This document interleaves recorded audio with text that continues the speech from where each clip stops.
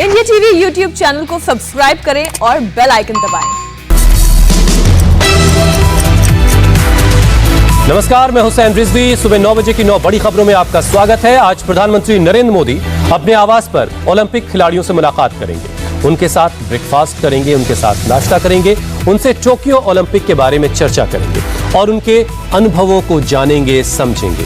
PM आवास पर यह मुलाकात सुबह 9:30 बजे होनी है। इसके लिए सभी खिलाड़ी दिल्ली के अशोका होटल से बस के जरिए पीएम आवास पहुंच भी चुके हैं। इससे पहले कल सभी ओलंपिक खिलाड़ी खास मेहमान बनकर लाल किले पहुंचे थे, जिनका पीएम मोदी ने अभिवादन किया और आज सभी खिलाड़ियों से PM Modi face to face मुलाकात करने जा रहे हैं। खास तौर पर टोक्यो ओलंपिक से पदक लाने वाले पदक वीरों से प्रधानमंत्री एक एक करके मुलाकात करेंगे। इससे पहले 14 अगस्त को राष्ट्रपति रामनाथ कोविंद ने ओलंपिक खिलाड़ियों को चाय पर बुलाया था और ओलंपिक में देश की शान को बढ़ाने के लिए, उन देश का मान बढ़ाने के लिए उन सब का शुक्रिया अदा किया था। इस बार के ओलंपिक में भारत ने अब तक के इतिहास में सबसे ज्यादा मेडल जीते हैं और कई खिलाड़ियों ने इतिहास भी बनाया, जिनमें जेवलिन थ्रो में गोल्ड मेडल जीतने वाले नीरज चोपड़ा का नाम सबसे ऊपर है, जिन्होंने अपने पहले ही ओलंपिक में गोल्ड मेडल जीतकर देशवासियों का दिल जीत लिया और वो भी ट्रैक एंड फील्ड जैसे इवेंट में, जिसमें भारत ने आज तक गोल्ड मेडल नहीं जीता था। वहीं पीवी सिंधु लगातार 2 ओलंपिक में मेडल जीतने वाली पहली महिला खिलाड़ी बन गई हैं। तो मीराबाई चानू ने सिल्वर पदक जीतकर 21 साल बाद वेट लिफ्टिंग में एक नई जान फूंकी है। देश के खिलाड़ियों का उत्साह बढ़ाने में पीएम मोदी सबसे आगे रहते हैं। पीएम मोदी ने लाल किले के प्राचीर से देश का नाम रोशन करने वाले ओलंपिक खिलाड़ियों के लिए तालियां बजवाई, साथ ही उनका उत्साह बढ़ाया। आज इस आयोजन में, ओलंपिक में, भारत के युवा पीढ़ी जिसने भारत का नाम रोशन किया है, ऐसे हमारे एथलीट्स, हमारे खिलाड़ी आज हमारे बीच में है। कुछ यहां हैं, कुछ सामने बैठे हैं। मैं आज देशवासियों को, यहां मौजूद है उनको भी, और हिंदुस्तान के कोने कोने में जो इस समारोह में मौजूद है, उन सबको मैं कहता हूं कि हमारे खिलाड़ियों के सम्मान में आइए कुछ पल तालियां बजा करके उनका सम्मान करें। भारत के खेलों का सम्मान, भारत की युवा पीढ़ी का सम्मान, भारत को गौरव दिलाने वाले युवाओं का सम्मान, देश, करोड़ों देशवासी आज तालियों की गड़गड़ाहट के साथ हमारे इन जवानों का, देश की युवा पीढ़ी का गौरव कर रहे हैं, सम्मान कर रहे हैं। जब से ओलंपिक के खिलाड़ी वापस वतन लौटे, उनके सम्मान का सिलसिला लगातार जारी है और आज उसमें एक और कड़ी जोड़ने जा रही है जब वो प्रधानमंत्री से उनके आवास पर मुलाकात करेंगे। गौनिका अरोड़ा इस वक्त हमारे साथ सीधे जुड़ चुकी हैं। गौनिका, कल हमने देखा जब प्रधानमंत्री ने लाल किले से ओलंपिक के खिलाड़ियों के लिए तालियां बजवाई, लेकिन उससे पहले खास बात यह थी कि नीरज चोपड़ा को हमने ये कहते सुना कि लाल किले पर एक मेहमान के तौर पर आना, खुद अपनी आंखों से तिरंगा फहराते देखना, ये सब बहुत अद्भुत होने जा रहा है और बहुत खास पल है उनके लिए। और तो आज की मुलाकात जो प्रधानमंत्री से होने जा रही सभी खिलाड़ियों की, इसको लेकर के किसी खिलाड़ी से आपकी बातचीत हो सकी, कोई रिएक्शन मिला आपको? देखिए, क्योंकि 9:30 बजे का वक्त है, प्रधानमंत्री से तमाम खिलाड़ियों की मुलाकात का ब्रेकफास्ट पर प्रधानमंत्री ने बुलाया। उससे पहले करीब 8 से 8:15 बजे के बीच में तमाम जो बसेस में सभी ओलंपियंस बैठकर पहुंचे, जिसमें सिर्फ और सिर्फ मेडल जीतने वाले ही नहीं बल्कि पूरे कंटिजेंट को बुलाया गया है। इसके साथ साथ सभी टीम्स के कोचेस, साथ ही साथ स्पोर्ट्स अथॉरिटी के भी कुछ लोग यहाँ पर पहुंचे हैं। करीब 8 से 9 बसेस यहाँ पर प्रधानमंत्री आवास पर 8 से 8:15 बजे के बीच पहुंची, क्योंकि ये कुछ देर पहले बुलाया जाता है, क्योंकि सिक्योरिटी की तमाम फॉर्मेलिटीज होती हैं। और अब सभी जो खिलाड़ी हैं वो इस वक्त प्रधानमंत्री आवास के अंदर हैं। कुछ ही देर में उनकी प्रधानमंत्री से मुलाकात होगी। और जहां तक नीरज चोपड़ा की बात है, कल जब इवेंट खत्म हुआ था 15 अगस्त का, उसके बाद जब हमारी भी उनसे बात हुई थी, उनका कहना था कि उनके लिए बेहद ही गौरव का पल था। वो बेहद खुश थे क्योंकि आज तक वो कभी लाल किले पर इस तरीके से नहीं आए थे, लेकिन जब कल उन्होंने अपना तिरंगा लहराते हुए देखा, राष्ट्रगान सुना, तो उस वक्त जाहिर तौर पर एक गर्व की उनके लिए गर्व का वो पल था। हालांकि कल जो प्रधानमंत्री से मुलाकात, क्योंकि ज्यादा मुलाकात नहीं हो पाई, पाई। सिर्फ जो खिलाड़ी ऊपर प्राचीर पर बैठे थे सिर्फ उनसे ही प्रधानमंत्री कुछ देर के लिए मिल पाए, लेकिन ज्यादा लंबी मुलाकात नहीं हो पाई। आज एक तरीके से कहीं एक अच्छे तरीके से मुलाकात होगी, एक फॉर्मल मुलाकात होगी, क्योंकि राष्ट्रपति से भी तमाम खिलाड़ियों की मुलाकात हुई है और आज प्रधानमंत्री सभी मेडलिस्ट से, इसके अलावा सभी पूरे कंटिंजेंट के खिलाड़ियों से फेस टू फेस मुलाकात करेंगे, उनका हौसला बढ़ाएंगे। और जाहिर तौर पर एक बहुत बड़ी बात है, क्योंकि ओलंपिक्स में जिस तरीके से सभी खिलाड़ियों ने देश का नाम रोशन किया है, एक गर्व का वो पल था। प्रधानमंत्री ने सबसे फोन पर तो बात की ही थी, लेकिन अब फेस टू फेस बात होगी और इससे जाहिर तौर पर सभी खिलाड़ियों का मनोबल भी बढ़ेगा और आगे के लिए 2024 का जो ओलंपिक्स है उसमें भी सभी खिलाड़ी जो है वो और ज्यादा मेहनत करेंगे। आगे एशियन गेम्स आ रही है, उसको लेकर खिलाड़ियों का मनोबल बढ़ेगा। तो जाहिर तौर पर एक अच्छा, एक बेहद ही गर्व का पल है सभी खिलाड़ियों के लिए भी और पूरे देश के लिए भी, कि सभी खिलाड़ी लगातार उनका सम्मान समारोह तो चल रहा है, लेकिन आज सिर्फ इस पल का इंतजार किया जा रहा था कि कब प्रधानमंत्री से उनकी इस तरीके से मुलाकात होगी और आज मुलाकात का वक्त वो आखिर आ गया है। कुछ देर में प्रधानमंत्री सभी खिलाड़ियों से ब्रेकफास्ट पर मुलाकात करेंगे और नीरज चोपड़ा की जहां पर बात है, जाहिर तौर पर नीरज चोपड़ा देश के लिए गोल्ड मेडल लेकर आए हैं। बहुत ही खास लम्हा होगा, उनके खास तौर पर फोन से भी बातचीत और खास तौर से उनके लिए जो पदक लेकर लौटे हैं हमारे पदक वीर, उनसे खास मुलाकात होगी, उनके अनुभवों को जानेंगे प्रधानमंत्री। ये वाकई बहुत खास होने जा रहा है। अब से कुछ देर में ये मुलाकात होगी और अंदर सब अंदर सारे खिलाड़ी पहुंच चुके हैं, उनकी धड़कनें भी तेज होंगी। आज प्रधानमंत्री उनसे न जाने कैसे कौन कौन से सवाल पूछने वाले। गौनिका, कुछ खास ऐलान भी आज प्रधानमंत्री की तरफ से हो सकता है खिलाड़ियों के लिए, खेलों के लिए? देखिए, अभी फिलहाल ऐसी कोई जानकारी नहीं है, लेकिन कल जिस तरीके से लाल किले के प्राचीर से प्रधानमंत्री ने जो अपना भाषण दिया उसमें खिलाड़ियों के लिए खास तौर पर ताली बजवाई, सबसे कहा कि मनोबल उनका बढ़ाया जाए। और अभी देखना होगा कि क्या प्रधानमंत्री से मुलाकात के बाद कोई ऐसा पैकेज या फिर कुछ ऐसे तरीके से प्रधानमंत्री उनका मनोबल बढ़ाएंगे जिससे कि खेल को भी फायदा होगा, देश में जो खिलाड़ी हैं उन्हें भी मनोबल मिलेगा, ये अभी देखना होगा। लेकिन फिलहाल ऐसे कोई फॉर्मल जानकारी नहीं सामने आई है, क्योंकि कल लाल किले के प्राचीर से प्रधानमंत्री ने सबका मनोबल तो बढ़ाया था और ज्यादा से ज्यादा लोगों से कहा था, क्योंकि खासतौर पर बेटियों को सबसे ज्यादा तवज्जो दी थी कि किस तरीके से बेटियां शिक्षा के क्षेत्र में, इसके अलावा खेलों में ज्यादा आगे बढ़ रही हैं। क्योंकि ओलंपिक्स में भी जो पहला मेडल आया था वो मीराबाई चानू लाई थी और जाहिर तौर पर प्रधानमंत्री हमेशा से खिलाड़ियों का मनोबल जो बढ़ाते आए हैं और इस बार का ओलंपिक सबसे ज्यादा खास रहा है। सबसे ज्यादा मेडल इस बार आए हैं, 7 मेडल्स भारत के लिए। गौनिका, एक आखिरी बात, ऐसे में ये बेहद ही, जब भारतीय टीम वहां पर परफॉर्म कर रही थी, प्रधानमंत्री ने सबसे यहां से बाकायदा बात की, लेकिन जब वुमेन्स हॉकी टीम की हार हुई थी और वहां उनके हाथ निराशा लगी थी, उसके बाद हमने देखा था कि प्रधानमंत्री फोन पर जब बात कर रहे थे तो विमेंस हॉकी टीम की जो खिलाड़ी हैं वो जो है उनकी आंखें छलक पड़ी थी, वो एक तरह से तब प्रधानमंत्री ने उनको बहुत ढारस दिया था। तो आज इस बात का भी इंतजार रहेगा कि खास तौर से महिला हॉकी टीम की जो खिलाड़ी हैं उनके लिए प्रधानमंत्री का क्या पैगाम होता है, क्योंकि हॉकी की जो हमारा इतिहास है एक तरह से उसको सुनहरे दौर में हमारी टीमें, जो हमारी महिला हॉकी टीम है और जो हमारी पुरुष हॉकी टीम है वो लेकर के गई है, उनके लिए क्या पैगाम होता है ये भी हम इसके बारे में भी जानेंगे। गौनिका, बहुत बहुत शुक्रिया। एक छोटा सा ब्रेक, फौरन लौट रहे हैं कुछ और खबरों के साथ।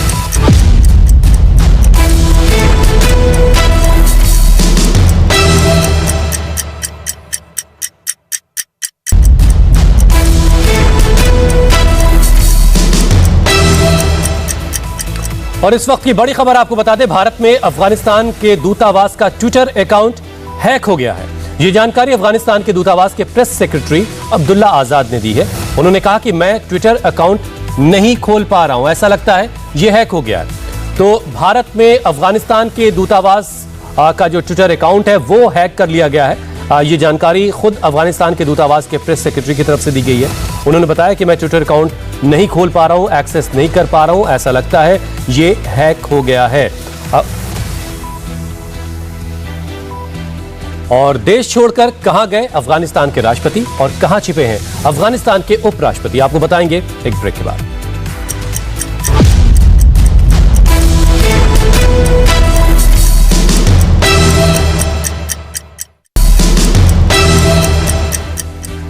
और आज की सबसे बड़ी खबर अफगानिस्तान से, जहां वो हो गया जिसकी किसी ने कल्पना तक नहीं की थी।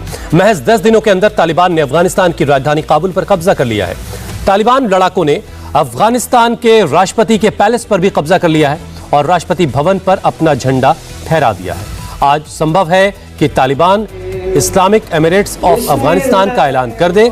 इस बीच संयुक्त राष्ट्र की सिक्योरिटी काउंसिल ने आज अफगानिस्तान के हालात पर चर्चा के लिए आपात बैठक बुलाई है।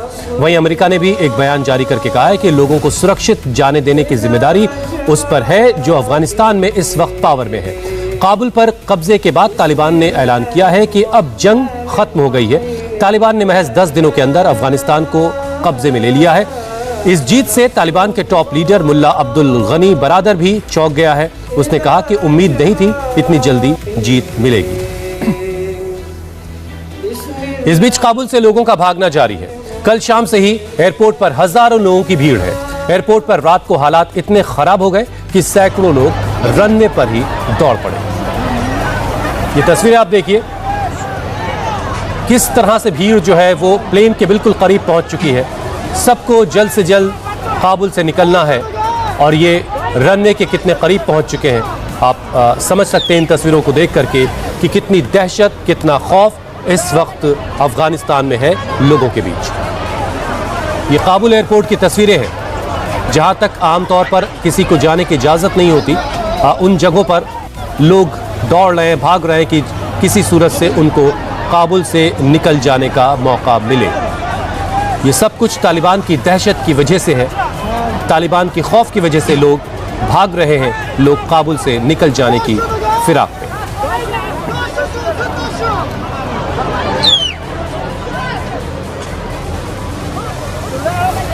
अफगानिस्तान के राष्ट्रपति और उपराष्ट्रपति भी देश छोड़ चुके हैं। ऐसे में वहां के जो नागरिक हैं, वहां के जो लोग हैं, अवाम है, उसके बीच में बहुत दहशत है तालिबान को लेकर के, क्यों जो पिछला अनुभव है तालिबान के वक्त का वो बहुत ही खराब, बहुत ही डरावना है और इस वजह से लोग जो हैं काबुल छोड़ रहे हैं। बड़ी खबर तालिबान के कब्जे को लेकर अमेरिका में व्हाइट हाउस के सामने प्रदर्शन शुरू हो गया है। व्हाइट हाउस के सामने सैकड़ों प्रदर्शनकारी पहुंचे हैं और वो मांग कर रहे हैं कि अफगानिस्तान को तालिबान के कब्जे से मुक्त करवाया जाए, आजाद करवाया जाए। प्रदर्शनकारी अमेरिकी सरकार की नीतियों की आलोचना भी कर रहे हैं। प्रदर्शन में राष्ट्रपति जो बाइडेन के खिलाफ नारे भी लगे हैं।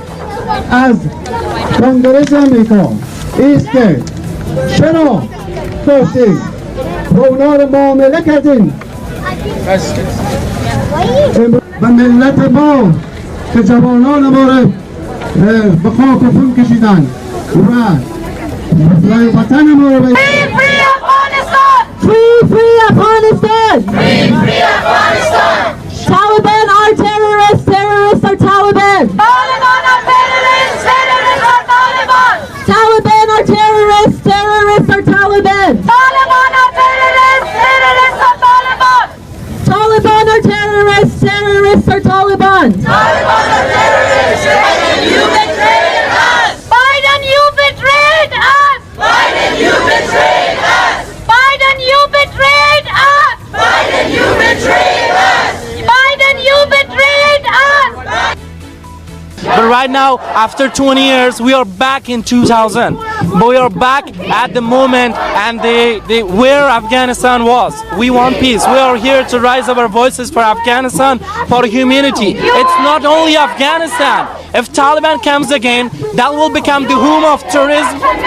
Apologize. That will be room and home of terrorists again. There will be thousands of other Osama bin Laden. There will be thousands of other Mullah Omar, and they will start from Afghanistan. They will unite with Pakistan. They will go all the Central Asia, and they will treat again the nation of the world. They will treat again the world nation. They will treat again New York. They will treat again Washington. They will treat again Germany, France, London, everywhere. We are here to save the world. Join us. Please listen our voices. We are not for ourselves. We are not for Afghanistan. We are for humanity. They are killing all our people. We don't want to see that again. They are abusing the woman. The woman doesn't have any right. We want right for people, for our people. And there is no one to see what's going on in Afghanistan. तो America में white house के सामने प्रदर्शन हो रहा है और अफगानिस्तान को तालिबान से आजाद करवाने की मांग की जा रही है। अफगान संकट पर पाकिस्तान और चीन जैसे देशों की जो प्रतिक्रिया है वो हैरान करने वाली है। लिहाजा आज सबकी नजरें सुरक्षा परिषद की आपात बैठक पर भी है। संयुक्त राष्ट्र सुरक्षा परिषद की बैठक शाम को होनी है। इस आपात बैठक का अनुरोध इस्टोनिया और नॉर्वे ने किया था। अफगान संकट पर संयुक्त राष्ट्र की यह दूसरी बैठक होगी। पहली बैठक में हिंसा से बाज आने की अपील की गई थी। ब्रिटेन के प्रधानमंत्री ने तालिबान सरकार को मान्यता नहीं देने की बात कही है, लेकिन कहीं ना कहीं इस संकट के लिए अमेरिका को जिम्मेदार ठहराया है। मेरे ख्याल से अफगानिस्तान से सैनिकों की वापसी का फैसला अमेरिका का था। इसी के बाद चीजें बिगड़नी शुरू हुई, लेकिन ये अचानक नहीं हुआ, बल्कि कई घटनाओं का नतीजा कहा जा सकता है।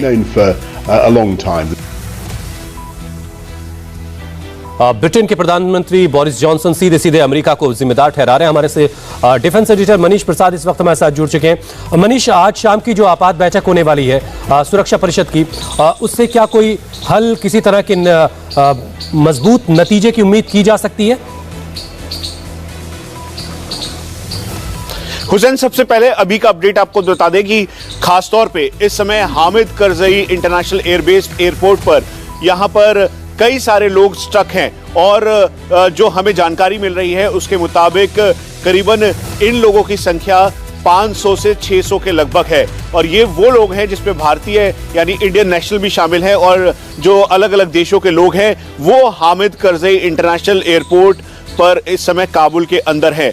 एक गंभीर बात यह है कि जैसे ही आर्मर्ड टैंक्स लेकर जो नाटो फोर्सेस हैं उन्होंने इस एरिया को ऑक्यूपाइड किया और फिर उसके बाद जो नाटो फोर्सेस हैं उन्होंने चारों तरफ से घेराबंदी की, लेकिन उसके बावजूद भी तालिबान की तरफ से यहां पे कांटेक्ट हुआ और फिर उसके बाद यहां पर फायरिंग हुई।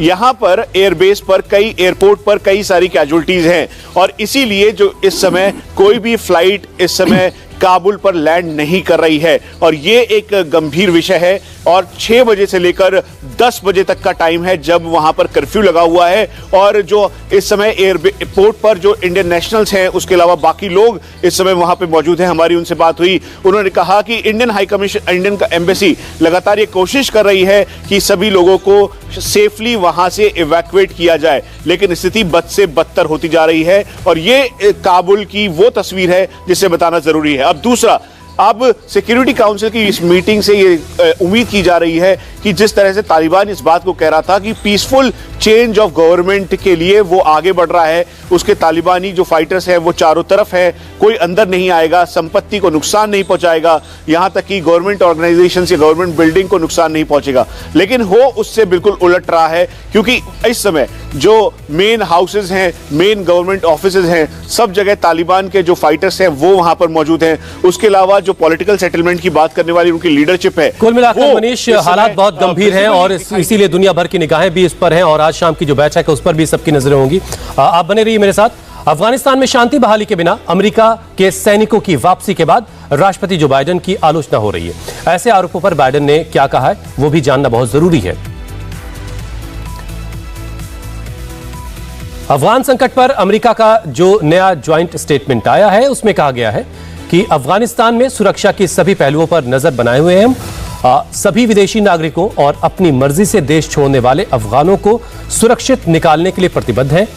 अभी जो अफगानिस्तान में सत्ता संभाल रहे हैं ये उनकी जिम्मेदारी है कि अफगानिस्तान में लोगों के जान माल को नुकसान न हो और सुरक्षा और सिविल ऑर्डर जल्द ही बहाल हो। अफगानी और दूसरे विदेशी लोग जो बाहर जाना चाहते हैं उन्हें सड़क और हवाई रास्तों से जाने की इजाजत हो। हम शांति और नागरिकों की सुरक्षा में मदद के लिए हमेशा तैयार हैं। Retired major general Ashwini Siwach इस वक्त हमारे साथ जुड़ चुके हैं। सिवाच साहब, अभी हमारे डिफेंस एडिटर बता रहे थे कि इस वक्त अफगानिस्तान में एयरपोर्ट्स पर बहुत अफरा तफरी का माहौल है, कुछ कैजुअलिटीज की भी खबर दे रहे थे वो, लेकिन जो भरोसा अमेरिका दे रहा था कि उनके फौजी वहां पर तैनात हैं और सभी विदेशी नागरिकों को निकालने की जिम्मेदारी उसकी है, तो वो भरोसा तो एक तरह से टूटता हुआ दिख रहा है। हाँ बिल्कुल, देखो इसमें कोई शक नहीं कि अभी ये तो है कि वायलेंस तो नहीं है काबुल के अंदर, क्योंकि ये कोई गोली बारी नहीं चली और जो भी काबुल के अंदर तालिबान आया है पीसफुली टेक ओवर किया है, तो इसलिए ऐसा तो है नहीं कि कोई खून खराबा है। बस ये है कि थोड़ा पैनिक है और जो भी फॉरेनर्स हैं वो बाहर निकलना चाहते हैं और जल्दी से जल्दी जाना चाहते हैं, इसलिए ज़्यादा पैनिक हो रहा है। मगर ये भी सच्चाई है कि अमेरिका के कम से कम 5 से 6 हज़ार जो ट्रुप्स लगाए गए हैं उनका जिम्मेवारी है कि अमेरिका के ही नागरिकों को नहीं बाकी दूसरे नागरिकों को निकालें। तो ऐसा मुझे लगता नहीं कि माहौल ऐसा होगा, क्योंकि वो तो ऐसी चीज हुई नहीं, रजिस्टेंस तो किया ही नहीं अफगान फोर्सेज ने, तो फिर वो बात आती नहीं कि खून खराबे की। तो मुझे लगता है ये ज्यादा पैनिक है, बाकी कोई ऐसा नहीं है, क्योंकि सिचुएशन धीरे धीरे नॉर्मलाइज हो जाएगी। आने वाला समय बताएगा कि क्या होता है, मगर अभी जो काबुल के अंदर ऐसी कोई खास स्थिति खराब नहीं है। बहुत बहुत शुक्रिया सिवाज साहब हमारे साथ जुड़ने के लिए। तो अभी काबुल के अंदर स्थिति ऐसी हिंसा वाली नहीं है जैसा कि सिवाज साहब बता रहे। अफगानिस्तान में जब तालिबान की सेना काबुल पर कब्जा जमा रही थी तब अमेरिका और मित्र देशों की 5000 से ज्यादा फौज वहां मौजूद थी, लेकिन तालिबान को किसी तरफ से रुकावट का कोई सामना नहीं करना पड़ा। एक्शन के नाम पर काबुल में अगर कुछ हुआ तो वो सिर्फ इवैक्यूएशन। अमेरिकी सेना की चिंता थी कि अपने नागरिकों को, अपने राजनयिकों को वहां से वक्त रहते सही सलामत निकाल लिया जाए। अमेरिका ही नहीं, ब्रिटेन समेत तालिबान के खिलाफ लड़ने वाले तमाम देशों और उनकी सेनाओं का पूरा प्लान है अपने दूतावास और बची कुची सेना को सुरक्षित वहां से वापस निकाल ले जाना। ऐसा माना जा रहा है कि मुल्ला बरादर को अफगानिस्तान का नया प्रमुख बनाया जाएगा। इस वक्त बरादर दोहा में है। काबुल में कब्जे के बाद बरादर ने संदेश दिया कि कि अफगानिस्तान के लोगों की सुरक्षा के लिए वो प्रतिबद्ध है। इसके अलावा तालिबान ने यह भी कहा है कि वो देश में एक समावेशी सरकार देने जा रहे हैं। काबुल में जब तालिबानी घुसे तब किसी तरह की कोई बड़ी हिंसा नहीं हुई। छुटपुट घटनाओं के अलावा राजधानी में शांति है। इस बीच अफगानिस्तान के राष्ट्रपति अशरफ गनी ने देश छोड़ दिया। इसके अलावा दर्जन भर नेताओं ने पाकिस्तान में शरण ली हुई है। काबुल में तालिबान के कब्जे के बाद ब्रिटेन, अमेरिका, जर्मनी के दूतावास खाली हो चुके हैं। सभी देश अपने नागरिकों को अपने अपने विशेष विमानों के जरिए बाहर निकाल रहे हैं। कल एयर इंडिया का एक विमान 129 भारतीयों को लेकर काबुल से दिल्ली पहुंचा है। और इस वक्त की एक बड़ी खबर आपको दे दें, असम की बड़ी नेता सुष्मिता देव ने कांग्रेस पार्टी छोड़ दी है। यह बड़ी खबर, कांग्रेस की बड़ी नेता हैं, असम से आती हैं, उन्होंने कांग्रेस छोड़ दी है। ट्विटर पर खुद पूर्व कांग्रेस सदस्य उन्होंने बताया, ट्विटर पर इस बात की उन्होंने जानकारी दी है, इंफॉर्मेशन दी है कि वो खुद को अब पूर्व कांग्रेस सदस्य लिख रही हैं। कांग्रेस की राष्ट्रीय महिला अध्यक्ष थी सुष्मिता देव। तो ये बड़ी खबर है इस वक्त की, सुष्मिता देव ने कांग्रेस पार्टी छोड़ दी है। खुद को वो ट्विटर पर पूर्व कांग्रेस नेता बता रही हैं। इसके पीछे की वजह क्या है और डिटेल क्या है और अपडेट क्या, वो हम आपके पास लाने की कोशिश कर रहे हैं। तो फिलहाल बड़ी खबर यह है कि असम की बड़ी नेता कांग्रेस की सुष्मिता देव, उन्होंने कांग्रेस पार्टी छोड़ दी है। ट्विटर पर खुद को वो कांग्रेस का पूर्व सदस्य बता रही हैं। कांग्रेस की राष्ट्रीय महिला अध्यक्ष थी, बड़ी जिम्मेदारियां उनके पास थी और उन्होंने पार्टी छोड़ दी है। खुद ट्विटर पर उन्होंने पूर्व कांग्रेस सदस्य लिख करके जानकारी दी है। और कुछ ही देर में प्रधानमंत्री मोदी अपने आवास पर ओलंपिक पदक विजेताओं से ब्रेकफास्ट पर मुलाकात करने वाले हैं। पीएम मोदी क्या मंत्र देंगे आपको दिखाएंगे एक ब्रेक के बाद।